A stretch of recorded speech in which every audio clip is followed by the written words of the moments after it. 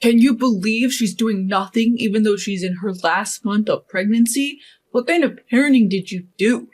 When I opened the front door, there were my daughter, Jessica, and her husband, Thomas. Thomas scowled at me, complaining about dust accumulating under the table and a dirty bathroom floor.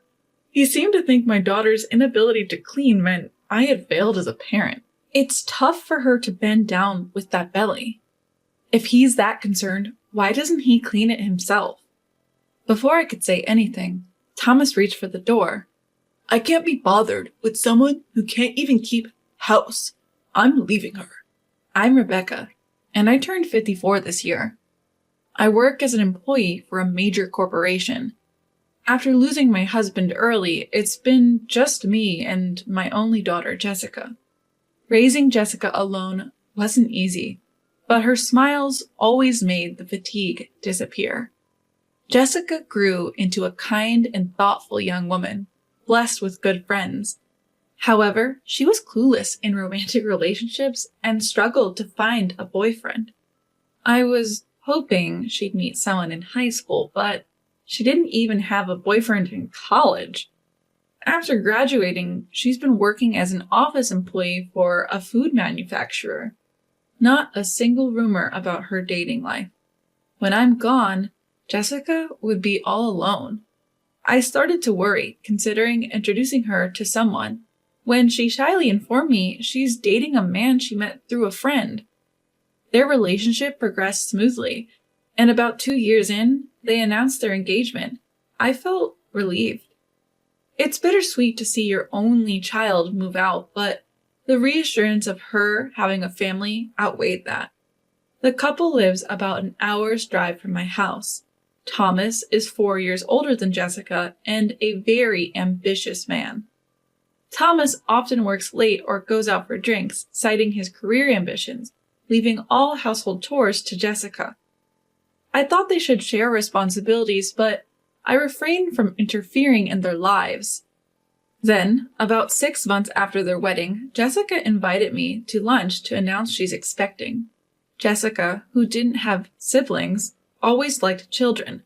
She used to tell me she wished for a little sister or brother, something I couldn't provide as I had no plans to remarry. Jessica, who had always wanted kids even after getting married, was lovingly speaking to her still flat belly, rubbing it gently, as if she couldn't wait to meet her unborn child. Seeing her like this filled me with joy. If you ever need anything, don't hesitate to call me. I parted ways with Jessica after saying that. Since Jessica continued working during her pregnancy, I made it a point to check in on her regularly to see how she was doing. Around the time she entered her second trimester, I was assigned a big project at work that would result in frequent travel. When I told Jessica about this, she was thrilled for me and told me to focus on my work, assuring me she would be fine. I asked Thomas multiple times to look out for Jessica while I dove into my work. It should be close to Jessica's final month of pregnancy by now. As the project was winding down and work was settling, I called to discuss plans for after the baby arrives. To my surprise, it was Thomas who answered the phone. Hey, Rebecca. Good timing. Jessica's pretty useless and in the way, so I'm gonna bring her over to your place. What? What do you mean? Before I could get an answer, he hung up. An hour later, my doorbell rang. Opening the door, I found a disheveled Jessica standing there next to Thomas. Jessica! I was shocked at how much my daughter had changed. She didn't even have the strength to smile. Dark circles under her eyes, her hair, nails, and skin all dry. She looked nothing like a woman in her 20s. Her fingers were cracked and bleeding. Her expression was dark, her gaze fixed on a single point. How could she deteriorate so much in just a few months? I let them in and had them sit on the couch. Since Jessica was in no state to speak, I demanded an explanation from Thomas. Thomas, why is Jessica like this? And then Thomas, without a hint of embarrassment, looked surprised and said, Wait, are you blaming me? She's the one who slowed down because of her big belly. Housework is a woman's job, and she even lied about feeling sick to get out of it. I was incredulous. You were making a morning sick Jessica do all the chores? Morning sickness isn't a disease, She even asked me to help with the chores while I've been working all day. Anyhow, she's in the way and not doing her chores, so please take care of her until she gives birth. That's when I realized this man had no understanding of pregnancy or fatherhood. I couldn't leave my precious daughter in his care. Fine, I'll take her in. I can't trust you to care for her. Yes, when I told Thomas, he retorted, Look, if your daughter is such a mess, it's because you failed to raise her properly. With no father around, she doesn't even know how to treat her husband. I'm the one suffering here. Once the baby's born, come pick it up. Meanwhile, please re-educate your daughter, Rebecca. Before Thomas left, he stated he wanted me to fix my daughter's upbringing by the time the baby comes. Then he just left Jessica and walked away. The nerve of that man. I deeply regret letting Jessica marry him. Jessica sits there, looking down like a doll. First, I need to make her feel secure. So I went to the fridge, poured milk into Jessica's favorite cup with a bit of sugar, and warmed it up in the microwave. Be careful, it's hot, I told her as I handed it over. Upon sipping the warm milk, Jessica broke into sobs, tears flowing freely. I sat next to her, rubbed her back, and listened to her story. Thomas was ambitious and continued to attend work parties even after Jessica became pregnant, leaving her alone. Whenever she needed something, he wouldn't lift a finger to help. He even demanded she do housework when she was feeling ill from the pregnancy. Hey, get up. You've been lounging around. You haven't done the dishes or laundry. Sometimes he would even bring home colleagues after a night of drinking and force her to cook and clean for them. I clenched my fists, furious at how my pregnant daughter was being treated like a servant. Jessica told me she didn't want to jeopardize my career, so she endured it. She even asked doctors to explain to Thomas about the physical changes in pregnancy, but it was all in vain. Her in-laws lived far away, only accessible by flight, so she couldn't rely on them either. She had always put others before herself. I hugged her and said, From now on, it's okay to prioritize yourself, Jessica. If you're struggling, don't hesitate to ask for help. I'm sorry for not realizing sooner. With that, I gently stroked her head. Mom, thank you. And then she broke into childlike sobs. A few days after Jessica came to stay, her emotional state became increasingly unstable as her due date approached. When I returned from work, the house was clean. Even when I told her to rest, Jessica would continue doing chores. She'd even attempt to move heavy mattresses or change burnt-out light bulbs. At times, she tried to pack her bags and go home, fearing her husband's wrath. I thought she might need counseling, so I went to our neighbor, who used to be a therapist, to ask for a recommended clinic. Lisa, hello, do you have a moment? I need to talk about my daughter. Welcoming me into her home, Lisa listened to my story. I shared Jessica's situation with Lisa and her husband Kevin and received recommendations for a good clinic. Jessica had been feeling off too, so she started visiting the hospital. Lisa and her husband were concerned about Jessica, so when I was at work, Lisa would stop by to check on her. Thankfully, Jessica started to recover and smiled more like she used to. When the due date came, I took Jessica to the hospital. As her contractions began, I rubbed her back and wiped her sweat, encouraging her all the way. As the contractions grew closer, I watched Jessica walk into the delivery room. I sat in a chair, restless and eager until I heard the baby's cries. A nurse informed me that both mother and child were healthy, a relief to hear. When I went to see them, Jessica was holding our sleeping baby in her arms. I was angry at Thomas, but I still let him know that a healthy baby girl had been born. Then immediately entering the hospital room and seeing his newborn, Thomas blurted out, Yuck! Babies look like monkeys. Not cute at all. Jessica, you're not even wearing makeup and just lying in bed. You're so lazy. Put some effort into how you look. You're a woman. Just as I was about to retort, the nurses and doctors who heard him lost their temper. They surrounded Thomas, shouting, "Are you even a husband? Your wife just gave birth risking her life and she's exhausted. Can't you say something nice?" But Thomas, visibly irritated, shot back, "Shut up. My mom was working even right after giving birth. This is clearly laziness." I've never heard of a woman working immediately after childbirth, and there's no way he could remember that.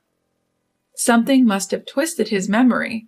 It makes sense he wouldn't know, given he's never shown interest in pregnancy or childbirth. Thomas stormed out and didn't even show up on Jessica's discharge day. No signs of him coming to pick her up. Concerned about sending Jessica back to him, I told her she could stay with me, but Jessica wanted to go home, saying it was unfair to the child to grow up without a father. Reluctantly, I called Thomas to see if he would pick her up. He replied, "I'm busy with work, so please take care of things there. I don't want to lose sleep because of a crying baby." He hung up right after that. I brought Jessica home, suggesting she stay until she got used to parenting. Thomas hadn't bought any baby essentials, so we went shopping to set up a nurturing environment. Thomas hadn't even thought about a name because he was so focused on his work, so Jessica and I chose one. We named the baby Sarah. Our neighbors Lisa and her husband knew the situation and helped with childcare, so Sarah grew up well. About 3 months after Sarah's birth, Thomas showed up without any notice to pick up Jessica and Sarah. "Hey, I'm here to pick you up. Hurry up, you're always so slow," Thomas yelled from the front door. By the time Jessica's emotional instability after a childbirth had temporarily settled, and she fully understood how terrible Thomas was, Jessica had made up her mind to divorce and had no intention of going back to him. From behind the door, she said, "I won't be controlled by you anymore, and I'm not coming back home. I'll mail you the divorce papers, so sign them." Thomas yelled back, "Are you kidding me? In today's world, a man with a wife and kids is more likely to succeed. What's the point of being married to you if we divorce? I'm never getting divorced." My daughter was furious, thinking that her husband had married and had a child just for the sake of a career advancement. But before I could yell back, the door next door opened. Hearing Thomas's loud voice, our neighbors, Lisa and her husband Kevin, stepped out of their home. Thomas, who glanced at Lisa, paled instantly when her husband Kevin appeared. "Boss, what are you doing here?" Stunned, Thomas watched Lisa and Kevin approach. It turns out Kevin was Thomas's supervisor. Kevin, also surprised, said, "So you're Jessica's husband. To think a terrible man like you, who neglected his child for 3 months, turns out to be you. You lack empathy, and I can't trust my team to someone like you. I'll let the CEO know as well, but consider your promotion canceled," Kevin sternly whispered to Thomas. "Please, Kevin, reconsider." Clinging to Kevin in tears, Thomas said, "You have nothing more to say to me. You don't even want to listen. You only ever cared about your work." Kevin cuts him off, not allowing any further comments. "What was all my hard work for?" Thomas drops to his knees, deflated. Kevin is known in the neighborhood and at work as a family man, and he couldn't tolerate Thomas treating his family like tools. Apparently, Thomas had been putting on a good face at work for the sake of promotion. Thomas went home quietly that day, but once at the office, he pestered colleagues and subordinates, saying, "Hey, you did at my place, right? Could you put in a good word for me with the boss for a promotion?" When no one complied, he went straight to the CEO. "Sir, I've worked hard for this company every day. My sales numbers are consistently high. Please approve my promotion." "I've heard from your boss," said the CEO. "Your performance numbers might look good, but you've been using aggressive tactics to win contracts. Just raising your own numbers isn't enough. A deal that tarnishes the company's image is negative, even if it's successful. If you can't consider that, you can't move up. I have no more expectations for you." Thomas leaves the CEO's office, his face pale with dejection. The CEO of Thomas's company is occasionally on TV and is well known as a man of integrity. He made his judgment based on more than just the boss's reports. Thomas probably got the message. After that, Thomas lost his motivation for work. His constant mistakes became a burden, and he was transferred to a regional department with hardly any work. At least, he wasn't fired. After his transfer was settled, Thomas repeatedly came to our house saying, "Jessica, it was my fault. I want another chance. I want to see Sarah. I'm her father, right?" Both Jessica and I ignored Thomas, but when he became too persistent, Kevin warned him that he would report him to the CEO, which would get him fired. After that, we didn't see him anymore. It must have been shallow affection after all. When Kevin found out that Jessica was having trouble getting her divorce accepted, he referred her to a top-notch attorney. The divorce was finalized smoothly, and she was even able to claim compensation for emotional distress. Thomas got transferred and seemed to be living a quiet, lonely life in a rural area. I heard this from Kevin. He said the last time Thomas came into the office, he looked unrecognizable.